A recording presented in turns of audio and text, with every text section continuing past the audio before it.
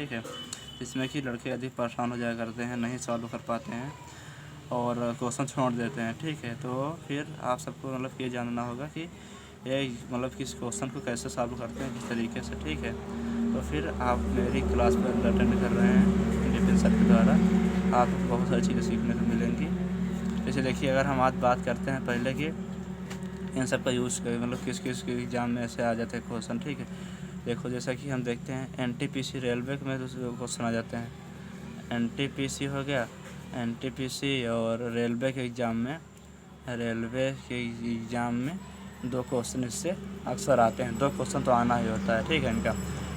और हो जाता है कि सीजीएल हो गया, सीजीएल या फिर सीएचएसएल हो गया, सीएचएसएल हो गया, इसमें से आपको 1 या 2 क्वेश्चन देखने को मिल जाता है। सीपीओ हो गया, इसमें भी आपको 2 क्वेश्चन सॉल्व करने देखने को मिल जाता है।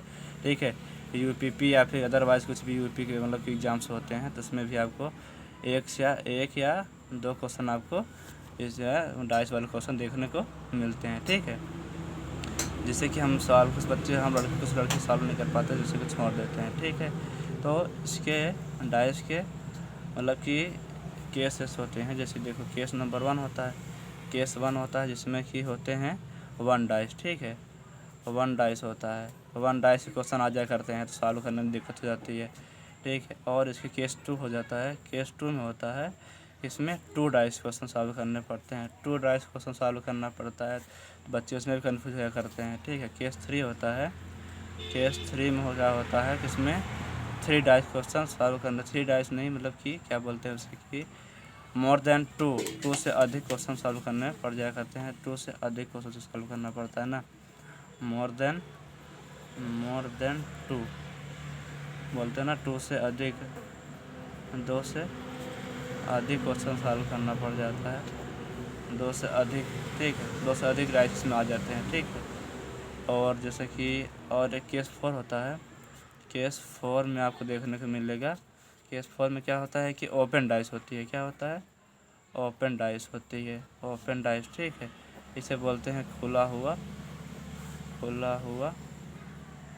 पासा। ठीक है, ओपन डाइस या फिर खुला हुआ पासा। यही मतलब कि हमेशा आप हर एग्ज़ाम में देखोगे यही 4 केसेस बनती हैं। ठीक है, इस 4 केस के अलावा आपको कुछ भी डाइस से क्वेश्चन नहीं मिलता है। ठीक है, डाइस बस यही 4 क्वेश्चन बनती हैं, यही 4 मतलब कि आपको देखने को मिलेगा। हर एग्ज़ाम, हर क्षेत्र में आप देखेंगे तो आपको जो है ऐसे ही क्वेश्चन सॉल्व करने को मतलब देखने को मिलता है और आपको सॉल्व करना पड़ जाता है। ठीक है, तो फिर हम बात करते हैं कि केस 1 क्या होता है, कि किस तरीके से केस 1 की जो है प्रोसेसिंग होती है, कैसे क्या क्वेश्चन सॉल्व किया जाता है, कैसा होता है। तो केस 1 बात करते हैं 1 डाइस की। केस 1 हमारा क्या था?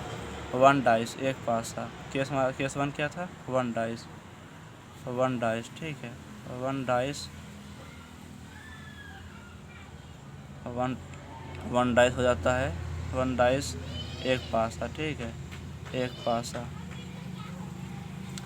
ठीक है, तो पहले हम ये जान लेते हैं कि डाइस कितने टाइप्स के होते हैं। ठीक है, फिर हम क्वेश्चन को सॉल्व करते हैं। टाइप मतलब कि types of dice, types of dice, dice कितने प्रकार के होते हैं, इसका मतलब कि किस तरीके से वो करते हैं। ठीक है, डाइस हम देख रहे हैं, तो डाइस होते हैं 2 प्रकार के। एक होता है स्टैंडर्ड डाइस। ठीक है, कहा जाता है स्टैंडर्ड डाइस। ठीक है, और दूसरा क्या होता है जनरल डाइस, जनरल डाइस। ठीक है, तो हमें 2 चीज़ देखने को मिलता है। ठीक है, एक क्वेश्चन जो बनते हैं, ठीक है, 2 ही चीज़ें बनते हैं कि स्टैंडर्ड डाइस होता है, दूसरा जनरल डाइस होता है। ठीक है, जनरल डाइस और स्टैंडर्ड डाइस हमें यही चीज़ सीखने को मिल जाती है। स्टैंडर्ड डाइस बोले तो मानक पासा। ठीक है, मानक पासा। अगर जनरल डाइस बोलते हैं तो जनरल डाइस बोले तो साधारण पासा। ठीक है, साधारण पासा। ठीक है, तो फिर यही हम देखेंगे। चलिए देखता हूँ आगे क्या होता है। तो स्टैंडर्ड डाइस हो जाता है, पहला होता है स्टैंडर्ड डाइस और दूसरा जनरल डाइस। ठीक है, तो 2 ही हमको देखने को मिलते हैं क्वेश्चन सॉल्व करने के। अब आपको ये पता होना चाहिए कि स्टैंडर्ड डाइस होता क्या है, स्टैंडर्ड डाइस क्या होता है, क्यों स्टैंडर्ड डाइस मतलब कैसे यूज होते हैं। देखो, तो वह डाइस जिनके विपरीत सतह का जो योग मतलब विपरीत सतह का जो जोड़ होता है, विपरीत सतह को जोड़ने पर हमारा 7 प्राप्त होना, मतलब 7 प्राप्त होना चाहिए। ठीक है, मतलब अपोजिट सरफेस को ऐड करने पर हमारा जो है 7 आना चाहिए। ठीक है, अपोजिट सरफेस का योग, अपोजिट सरफेस को जोड़ने पर हमारा कितना मिलना चाहिए? 7।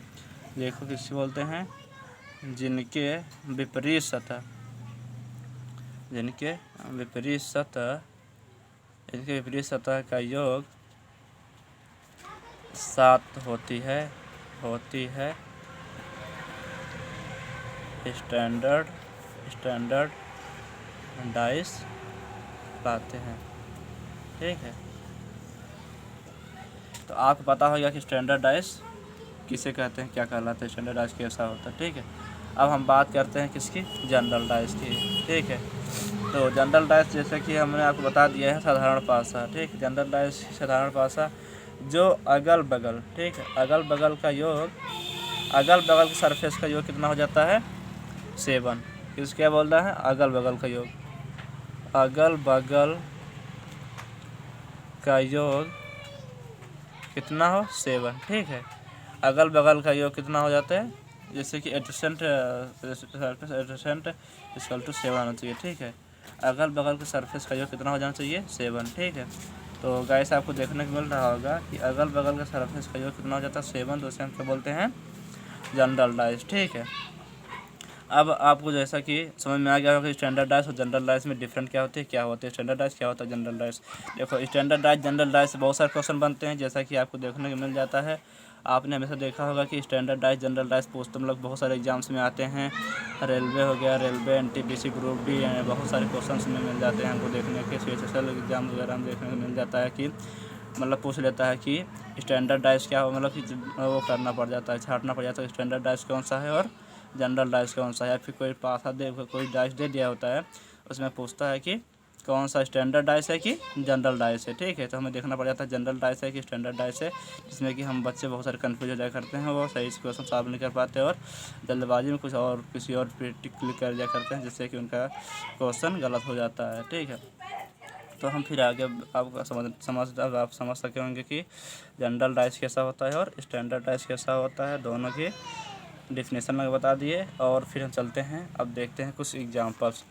तो एग्जांपल की बात करते हैं, तो एग्जांपल हमको देखने को मिल जाता है। एग्जांपल की बात करते हैं, तो एग्जांपल जैसे देख रहे हो कि हमें क्या देखने को मिल जाता है, ये ले लेते हैं। ठीक है, ये हमारा हो गया, यहाँ 1 है और यहाँ 2 है, यहाँ 3 है। ठीक है, तो हम ये ले लेते हैं और इससे हम देखते हैं कि मतलब कि ये हम बात करते हैं कि उसकी जनरल डाइस की। ठीक है, जनरल डाइस नहीं, जनरल नहीं, स्टैंडर्ड डाइस की, स्टैंडर्ड डाइस। ठीक है, स्टैंडर्ड डाइस में हम बात किए इसकी। ठीक है, तो ये लिए हम एक पासा ले लिए। ठीक है, इसमें दिया हुआ है, दिख रहा है क्या मेरा 1, 2 और 3। ठीक है, तो हमने क्या बताया कि स्टैंडर्ड डाइस में क्या होता है कि विपरीत सतह का योग कितना होना चाहिए? 7 होना चाहिए। ठीक है, विपरीत सतह का योग 7 होना चाहिए। तो देखो यहाँ तो इसे ऐसे दिया कुछ नहीं है, अगल बगल कुछ नहीं दिया है। ठीक है, तो हम देखते हैं कैसे 1 का जो होगा 1, 6 कितना हो जाएगा? 7। यहाँ 2 दिया है, यहाँ 5 हो जाएगा, कितना हो जाएगा? 7। यहाँ 3 दिया है, यहाँ 4 हो जाएगा, कितना हो जाएगा? 7। अब देखो 1 के पीछे साइड 1 के मतलब 1 के अपोजिट क्या हो सकता है? 6 हो सकता है। 2 के अपोजिट क्या हो सकता है? 5 हो सकता है। फिर 3 का भी कितना हो सकता है? 7 हो सकता है। ठीक है, इससे हम ये देख सकते हैं अगर ऐसा एग्जाम क्वेश्चन पूछ रहा है। ठीक है, अगर हम पहले देख लेंगे कि कौन स्टैंडर्ड डाइस है कि जनरल डाइस। जैसे अगर यहाँ पूछ लिया कि 2 के अपोजिट क्या हो सकता है। ठीक है, तो हमको पता होना चाहिए कि स्टैंडर्ड डाइस, अगर स्टैंडर्ड डाइस है तो स्टैंडर्ड डाइस के अपोजिट क्या होना चाहिए?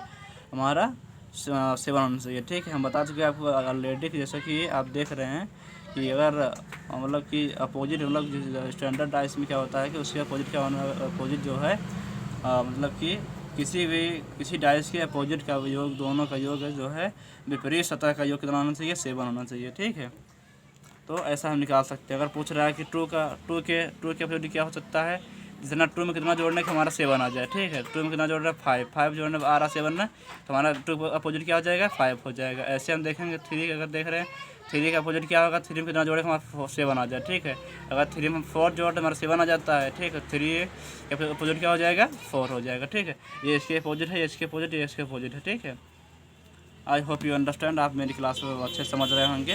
ठीक है, अब हम बात करते हैं ये तो हमें देखने को मिल गया स्टैंडर्डाइज क्वेश्चन। अब हम बात करते हैं जनरलाइज क्वेश्चन, ठीक है। जनरलाइज क्वेश्चन देख लिया करते हैं कुछ। जैसे देखो दे दिया है क्वेश्चन, यहाँ दे दिया है, ऐसे क्वेश्चन मानते हैं ये हमारा हो गया क्वेश्चन, ठीक है। यहाँ 3 हो गया, यहाँ 1 हो गया। अब हमने आपको क्या बताया कि अगल बगल वाले का योग जो है 7 होता है तो वो हमारा क्या कहलाता है, जनरलाइज, ठीक है। तो ये हो गया हमारा, देखो इसका योग कितना है 4 और 3 कितना है 7 है, तो ये क्या हो गया हमारा जनरलाइज हो गया, ठीक है। जनरल डाइस हम ऐसे पहचान सकते हैं, अगर ऐसे कुछ पासा मतलब ऐसे पासा दिया हुआ है, ऐसे डाइस दिया हुआ है तो हम ये पहचान सकते हैं कि जनरल कौन सा है और स्टैंडर्ड कौन सा है, ठीक है। तो देखो जनरल डाइस जो होता है, जनरल डाइस आपको पता होना चाहिए कि अगल बगल की जो योग होता है वो 7 होता है, ठीक है। और स्टैंडर्ड डाइस में क्या होता है, जो संख्या दी होती हैं उसके अपोजिट, ठीक है। इसमें मतलब कि आपको ध्यान देना है कि अगल बगल अगर जोड़ने पर 7 आ रहा है जनरल डाइस से, अगर 7 नहीं आ रहा है तो स्टैंडर्ड डाइस से। बस सिंपल आपको समझना है, ठीक है। आगे जो प्रोसेसिंग है मैं आपको बताता जाऊँगा। अभी आप इतना समझिए कि अगर देखो अगर योग करने पर अगर अगल बगल जोड़ने पर आपको 7 आ रहा है तो क्या है जनरल डाइस है, अगर 7 नहीं आ रहा तो क्या है स्टैंडर्ड डाइस है, ठीक है। तो ऐसे क्वेश्चन अगर एग्जाम में आ जाएंगे कि पहचानिए कि स्टैंडर्ड डाइस कौन सा जनरल डाइस कौन सा है, तो आप पहचान सकते हैं मतलब कि डाइस को देख करके, ठीक है। सिंपली आपको ये देखना है, बस कुछ नहीं देखना है, बस ये देखना है कि अगर मतलब कि अगल बगल का योग करने पर अगर 7 नहीं आ रहा है तो क्या है स्टैंडर्ड डाइस है, अगर अगल बगल करने का 7 आ रहा है तो क्या है जनरल डाइस है, ठीक है।